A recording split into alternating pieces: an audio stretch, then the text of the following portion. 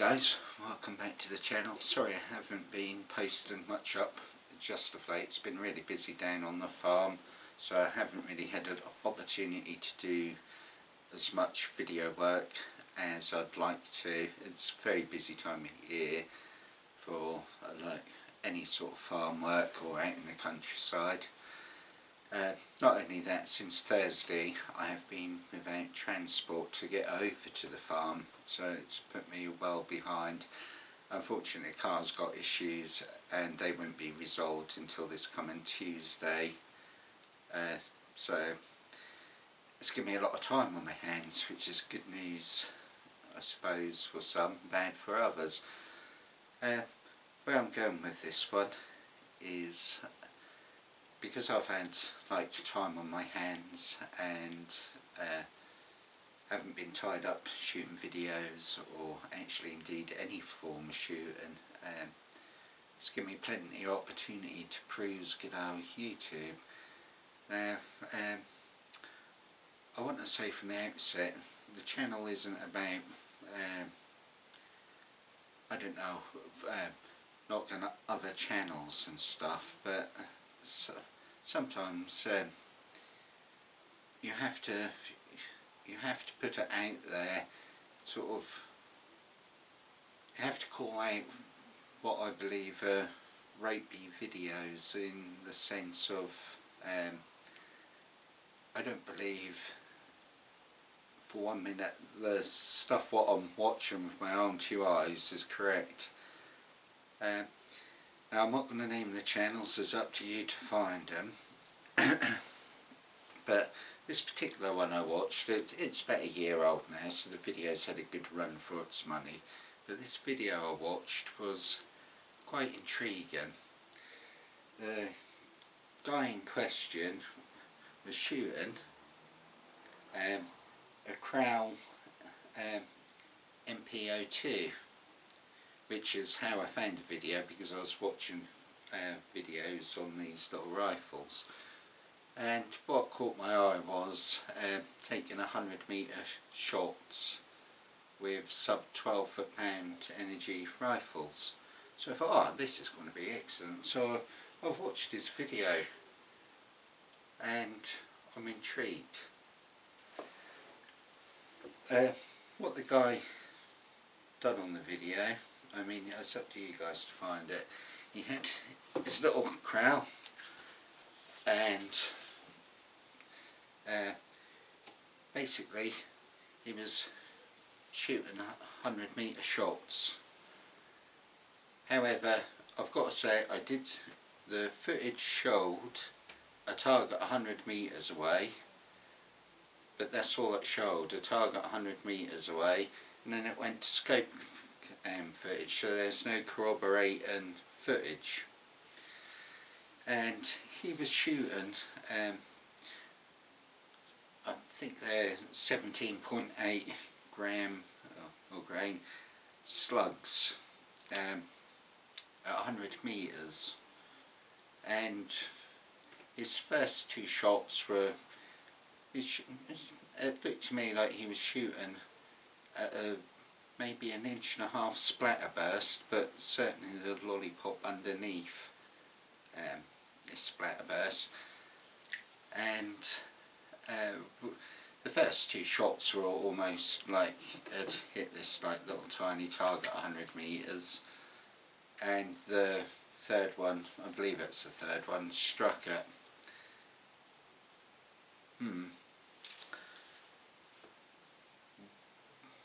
I don't think that video is accurate. I don't think don't get me wrong, I like this little Kral and they're a good little rifle, but by God, the dispersion at 100 metres using slugs on 12 foot-pound, if you took into account the misses and stuff, the dispersion at 100 metres was probably less than, I would probably say 4 inches. If you guys watch the video, you know what I'm talking about. But what tickled me about it was he had a scope cam on, and literally through the scope cam there was the discharge of shot, in other words the gun going off, and almost instantaneously there was an impact down range at 100 metres with slugs. Well, I'll let you guys draw your own conclusions from that, but what I think from that is, well, if that was shot at 100 metres, I'm a Dutchman. I'm sorry for any of my Dutch viewers. No. That was, if it was shot at 100 metres, no way was that a 12-foot-pound Kral. No way.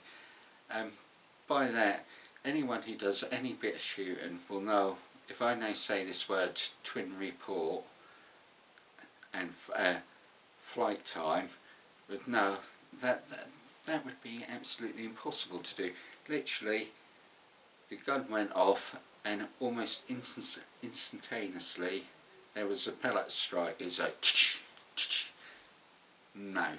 At 100 metres, well, for one, 100 metres with 12-foot-pound slug, 12-foot-pound air rifle shooting slugs, the trajectory is going to be literally like lob and mortar rounds. It's going to be very pronounced and looped.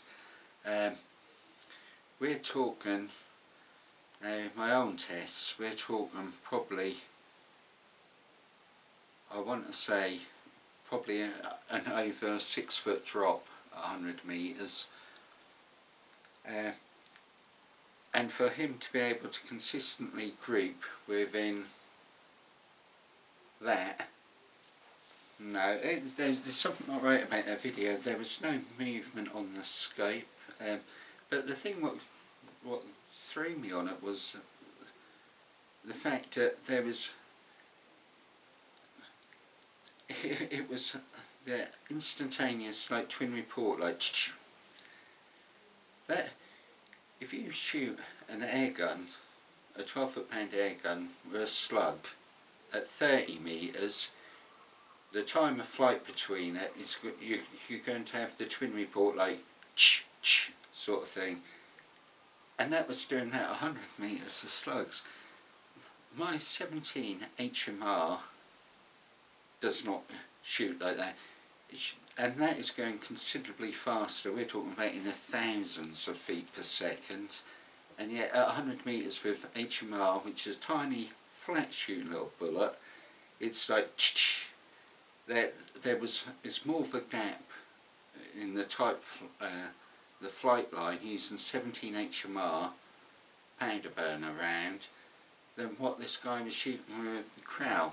So my thoughts are, when I get, I've ordered some of these Super Duper Pro Hunter slugs, and I'm going to get out on the range. I'm going to set up a target at 100 metres, and I've got the same kind of gun. I want to see if this Kral is capable of grouping that small for one at 100 metres. I want to find out the actual drop in the trajectory at 100 metres, but more importantly I want to find out the flight time of the round. So what I intend to do is I'll have an over shoulder camera, I will put a scope cam on, and I'll also put a camera down range. What it is, guys, is it's not me picking on channels, because you notice I haven't said what channel it is, but if they're putting nonsense out like that, it's just not good for, like, newcomers into the sport. They probably have it into their heads like, oh god, I can shoot little tiny groups of probably 2-4 inches at 100 metres, and then before you know it they're starting taking shots at live quarry at that. At 100 metres your gun really, I would doubt if that had sufficient muzzle, or sufficient energy retained in the slug at that range to produce clean kills. It may or may not. There's something else I can test as well. I might put up some clay up, or I've actually got some, not ballistic gel, but I've got some clay which I use for testing like penetration and that sort of thing at different ranges, to see what sort of effect different rounds have. It's not only with air guns, it's also for like 2 long rifle and 17 HMR and stuff like that. So there's that one. Stand by for that video, that will be quite entertaining, I expect. Second video I want to do is, I apologise in advance, I can't remember the guy's name, but on one of my videos recently where I was talking about grouping, he suggested doing 40 round groups and help him out basically on recording his data for like dispersions of shot on groups. Basically where he's going with this, and I can follow what he's saying, is that the more rounds you put in the group, the bigger the dispersion's going to be. I'm really interested to see if that's the case, I really am. That's a video I want to do and I'm quite keen to do. I don't think the guy for 1 minute was like casting doubt on anything I was doing. I think he was a genuine guy who wanted to gain data for like from another shooter's perspective, so I think this is one that's going to be a good one to do, and I'm quite excited about doing it. So it's going to happen. Off the top of my head, I can't remember the ranges he said he wants to see the group shot at, but I'd like to do a 40 round group at 30 metres. I'd like to do one at 40 metres and at 50 metres, and I'd like to do it with 100 and 177, and also throw a little bit into the mix. I'd like to do it with a mix of springers and PCPs. So the first video I'll do, I'm gonna definitely try this Kral out with Pro Hunter Slugs at 100 metres, and also I'll do a 40 round group for this as well at 30, 40 and 50, because I can shoot all the videos in one on that. And then during the week I'll get the springers out and various other PCPs, and we'll see what happens. So I'm genuinely intrigued to see if that's the case. The only way I believe in my own mind that the groups would open up is your aim point, and by that what I mean is, when you initially shoot at a target, you're aiming at a specific little point on that. Like for me, I'll put a splatterburst out, put a little black dot in the middle of the splatterburst, and that's my aim point. But after about 4 or 5 shots, that splatterburst, if all things being equal and you've punched out the bullseye, instead of aiming small, missing small, or hitting small should we say, it's probably more accurate, what you're doing is, you won't mean to, but you'll invariably start tracing around the hole already punched into the target. So then you enter what I call the spiral effect. As your rounds are going in and punching it out, you're tracing around, and it goes like that and it gets bigger and bigger. So I'm going to have to think of a way to do it.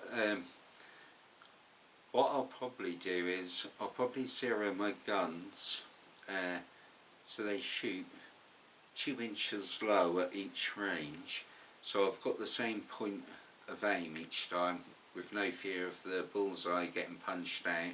Aim small, hit small, and we'll see the groups. And then, like I say, we'll do a 40 round group, but I'm really genuinely curious about that. So that's where we're going to go for this coming week's videos. Hope you guys come along for the journey. And thanks as always guys for your continued support, and thanks for sending me all your wonderful pictures. I am so sorry if I haven't managed to put it up on the community post yet, but keep sending them guys. I am working my way through, and I will put them up. And with that one guys, as always, thanks for your continued support. You guys are amazing. Cheers.